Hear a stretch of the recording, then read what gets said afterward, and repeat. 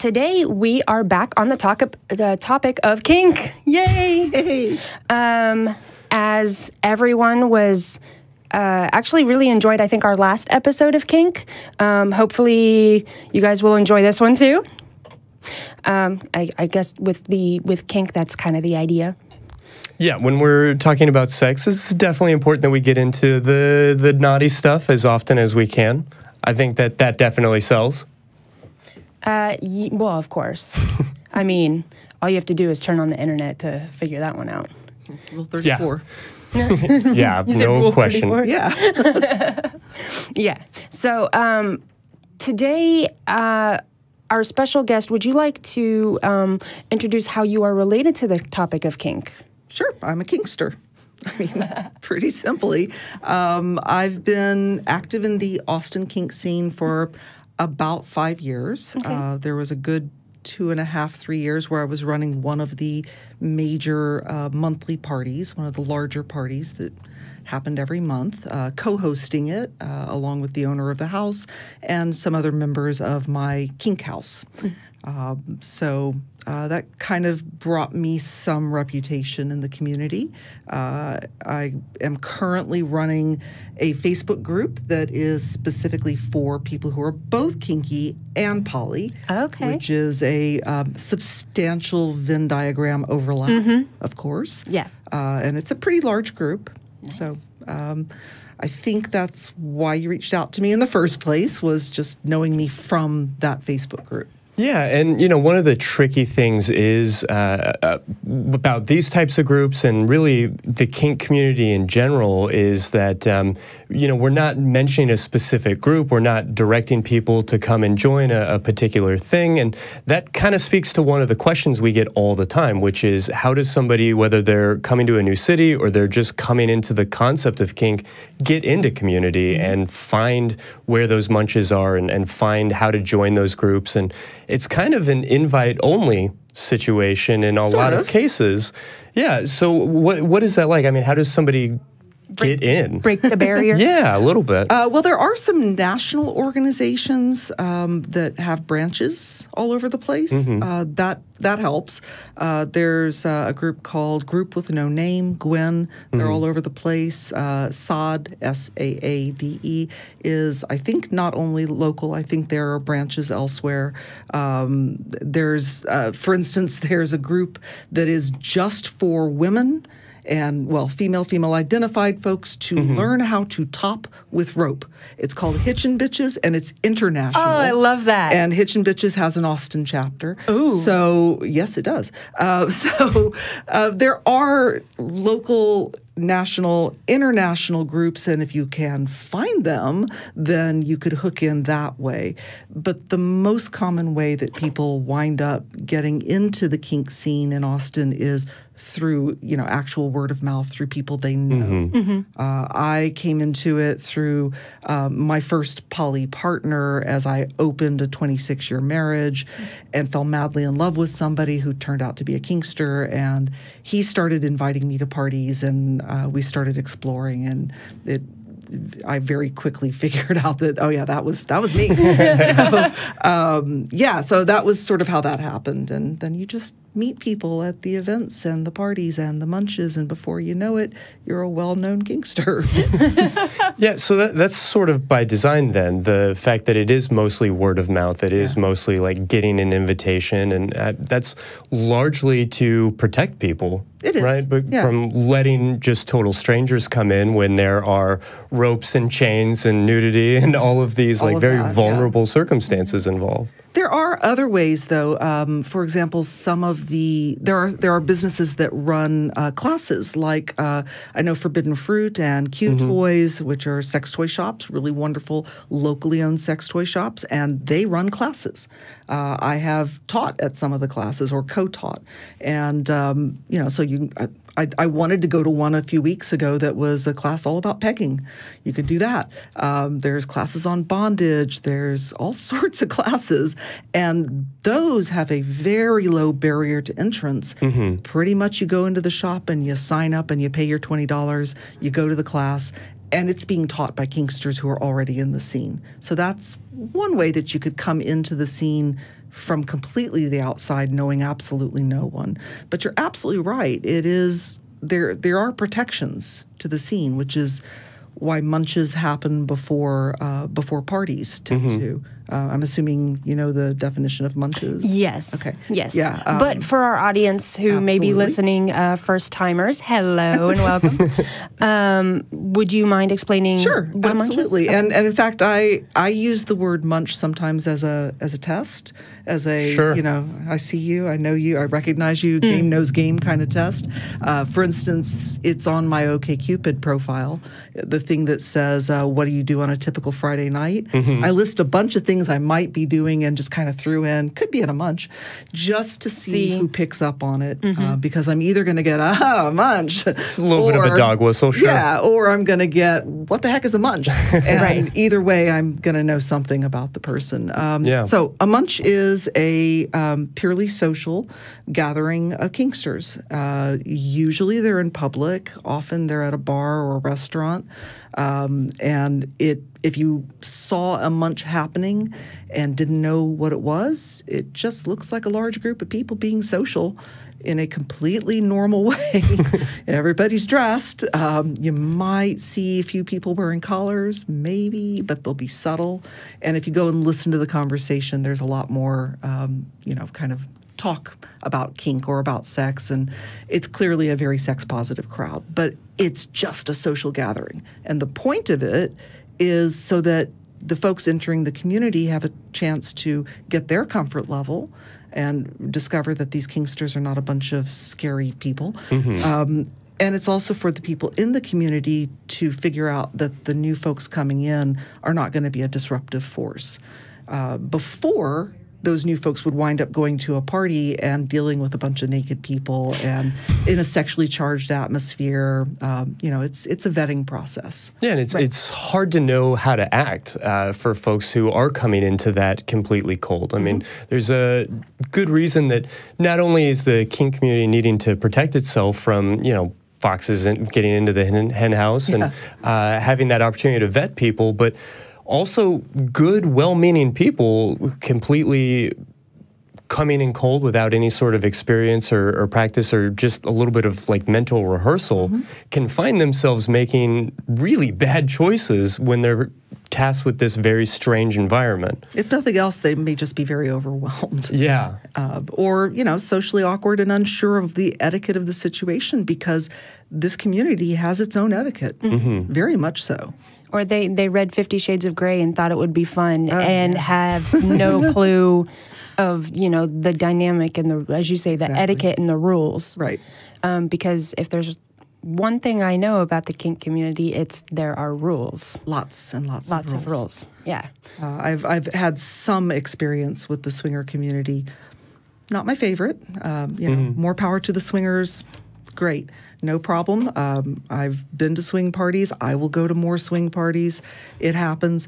But what I it happens. It happens. It just happens. What are you likely doing on a random Friday night? I mean, maybe not most Fridays, but occasionally swinging will happen. Yeah.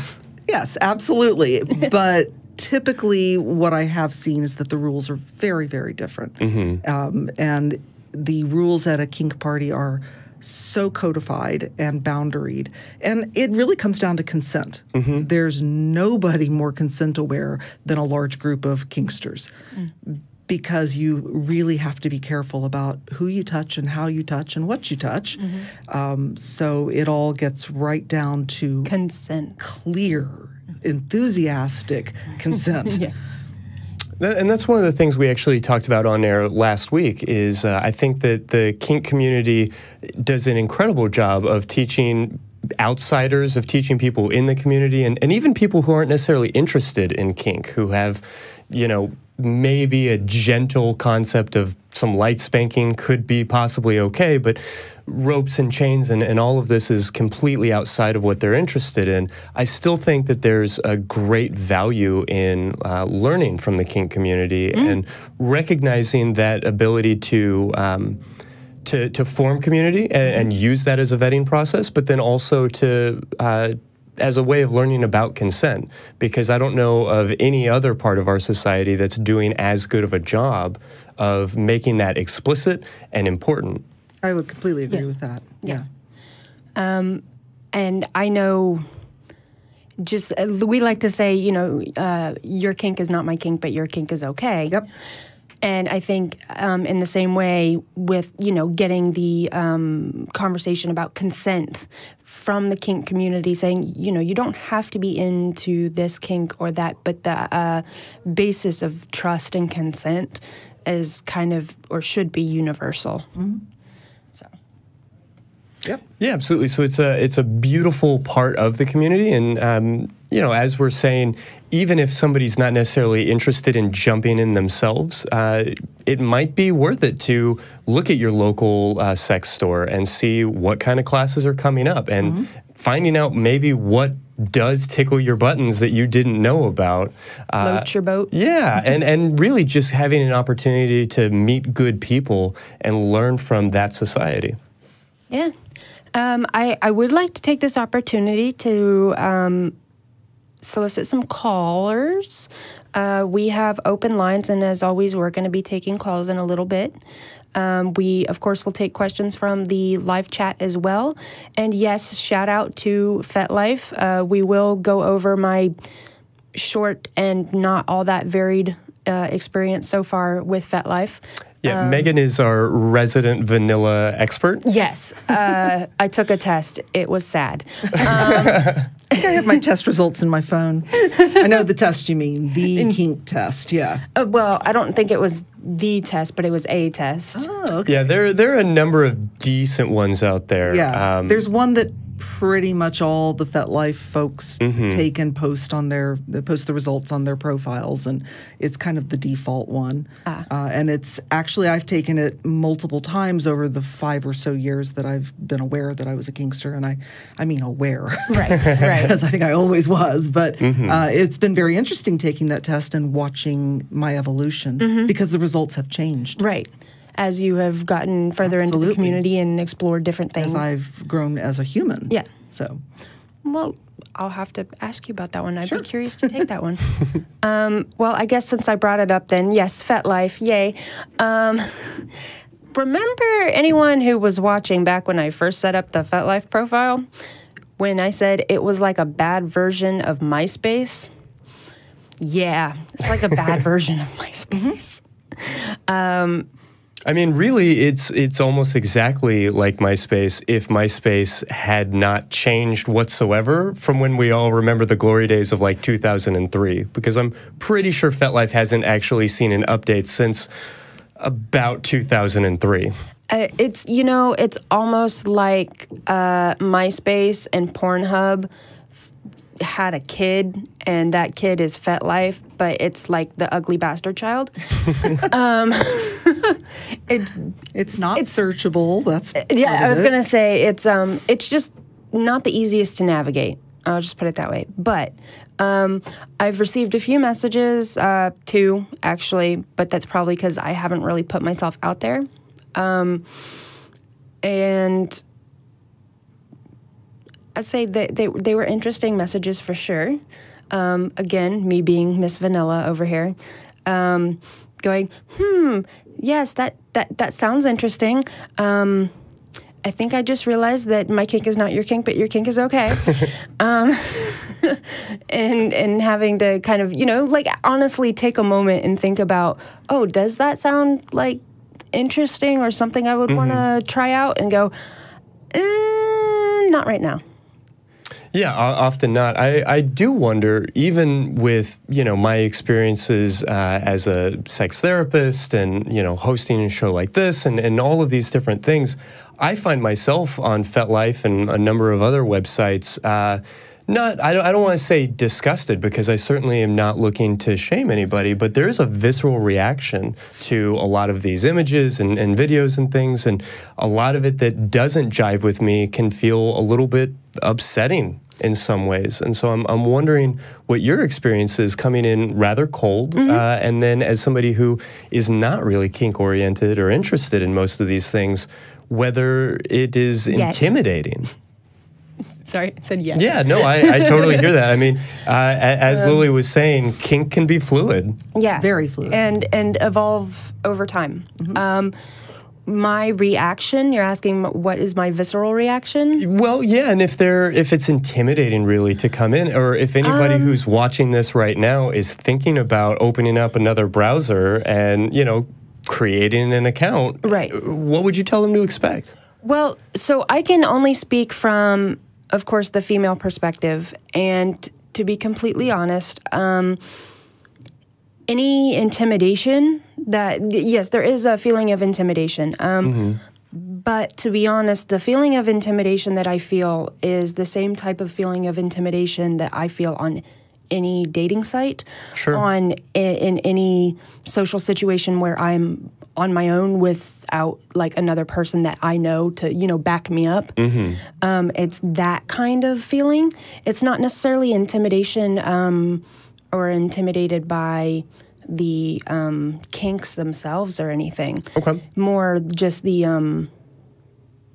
I don't know if it's a social anxiety. Is it still a social anxiety if it's on the internet? Sure. Because there are other humans out there. Yeah.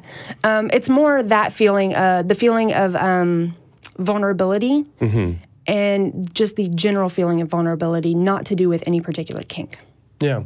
Yeah, and I mean, that makes any sense. As opposed to a more typical, and we don't even really want to refer to FetLife as a dating website, although there is kind of that component, but it's meant to be Facebook for kinksters. Yeah. Social, not dating. Sure. And with that being the case, it's very different from like a Facebook in the sense that people's vulnerability, their openness is very different for different sorts of folks. There are some people who, don't even have pictures of their faces and who are very, very guarded about what they share. And then there are plenty of other folks that are just completely naked and exposed. And that can be, in my mind, a little bit intimidating in trying to figure out, well, what is considered appropriate? We all joke about Karen from The Office that just constantly posts way too personal stuff on Facebook. Karen. But with FetLife, that level, that opportunity for maybe oversharing, or maybe that's a little bit too of a condemning tone to take, but people do share at very, very different levels.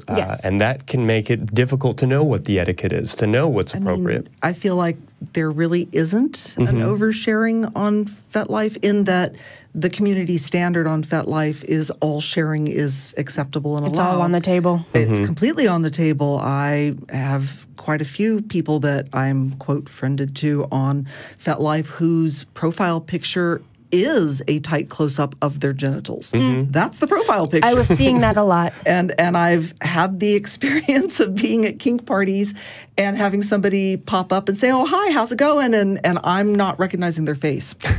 And later on go, "Oh, yeah, that guy." Yeah. A little to the left. Yeah, that guy. So should have led with that. If you just pulled your pants down, I would have remembered you, recognized you immediately. But an hour later in the party, that's what happens. So, but that's the thing, is you go into FetLife understanding that is the community standard. You're going to see what you see. You get to post what you want to post. The option for standards is your own, but everybody else has their own options. Right, and it's kind of, like we already said, all on the table, so it's take it or leave it, wherever you are at. Yes, exactly. And sorry, your comments just reminded me of a movie, and I can't even remember what it was, but Susan Sarandon was in it, and it was in Goldie Hawn, and they were looking back at old pictures that they had taken when they were in their 20s, and they basically, every guy they slept with, they took a Polaroid of his junk, and they had saved them all, and they couldn't remember anything except they recognized every single picture. And so, just remember.